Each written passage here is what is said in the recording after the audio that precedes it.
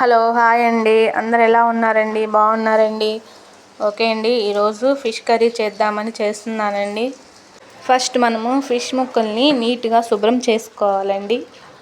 అవి సాల్ట్, పసుపు, కొంచెం పెరుగు, నిమ్మరసం వేసుకొని చేసుకుంటే చక్కగా క్లీన్ అయ్యి ముక్క తెల్లగా పీసెస్ తెల్లగా వస్తాయండి, కనిపిస్తాయి.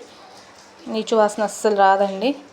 ఓకేనండి, కొన్ని చిన్న చిన్న పీసెస్ తీసి పక్కన పెట్టానండి ఫ్రై చేద్దామని.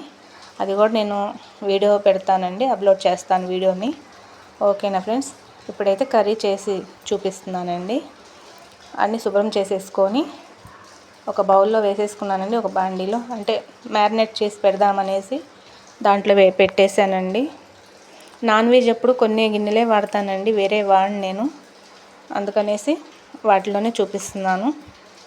ఓకేనా ఫ్రెండ్స్, ఇప్పుడు మనం శుభ్రం చేసుకున్నాం కదండి, అన్నీ వేసేసుకొని ఇప్పుడు మ్యారినేట్ చేసుకోవటానికి దాంట్లో కావాల్సినవి ఇంగ్రీడియంట్స్ అన్నీ చెప్తున్నానండి. ఇప్పుడు దాంట్లో మనం పసుపు, సాల్ట్, కారం, ఓకేనండి, అల్లం చిన్నులపాయ పేస్ట్ అండ్ నిమ్మరసం, పెరుగు మెయిన్ ఇవి కలిపేసి ఉంచానండి. కొంచెం పచ్చిమిర్చి, కరివేపాకు, పచ్చిమిర్చి సన్నగా తరుముకొని, కరివేపాకు, గరం మసాలా కొంచెం, అవన్నీ మిక్స్ చేసుకొని పెట్టేశానండి. చికెన్కి మటన్కి అయితే కొంచెం ఎక్కువ పడుతుందండి. ఈ ఫిష్కి అయితే అంత మసాలా యూజ్ చేయాల్సిన పని ఉండదు, అన్నీ కొంచెం కొంచెం వేసుకుంటామండి, సరిపోతుంది. అలా ట్రై చేయండి, బాగుంటుంది. ఓకే అండి, ఫైనల్గా అన్నీ వేసేసానండి. వేసి మ్యారినేట్ చేసుకుంటున్నాను. ఒక 15 మినిట్స్ పక్కన పెట్టేసేసుకుంటే మొత్తం మిక్స్ అవుతుందండి పీసెస్కి మొత్తం.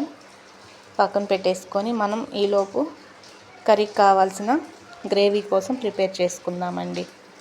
ఓకేనా అండి, కొత్తగా చూస్తున్న వాళ్ళందరూ ఛానల్ని ఎంకరేజ్ చేయండి.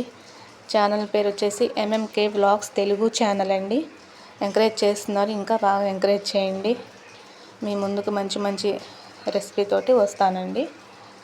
ఓకేనా ఫ్రెండ్స్, ఇప్పుడైతే గ్రేవీ కోసం ప్రిపేర్ చేసుకుందామండి. ఒక ఆనియన్స్ 3 అండి, టమాటో ఒక 4 వేసానండి, పచ్చిమిర్చి కూడా ఒక 3 వేసానండి. దాంట్లో సాల్ట్ వేసి చిన్న అల్లం ముక్క కూడా వేసానండి. అల్లం ముక్క వేసేసి సాల్ట్ వేసి మిక్సీ పట్టి పక్కన ఉంచేసానండి. ఇప్పుడు పోపు పెట్టేసుకుందామండి. కొంచెం ఆయిల్ వేసుకొని ఆవాలు, మెంతులు, జీలకర్ర వేసి పచ్చిమిర్చి వేసి వేయించేసుకుందాము.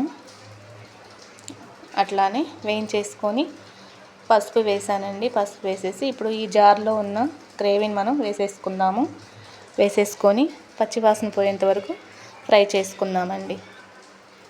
ఫ్రై చేసుకున్న తర్వాత కొంచెం అల్లం చిన్నులపాయ పేస్టు, కారం, సాల్ట్ వేసుకుందామండి. ఆల్రెడీ మనకు పీసెస్లో ముక్కల్లో కలిపి పెట్టాను కదండి, కొంచెం వేసుకుంటే సరిపోతుంది. ఫైనల్గా చూసుకొని వేసుకోవచ్చు. మళ్ళీ కారం వేసేసానండి. కారం కొంచెం ఎక్కువ పడుతుందండి, ఎందుకంటే పులుసు కర్రీ కదండి, ఫిష్ కదా, కారం ఎక్కువే పడుతుంది.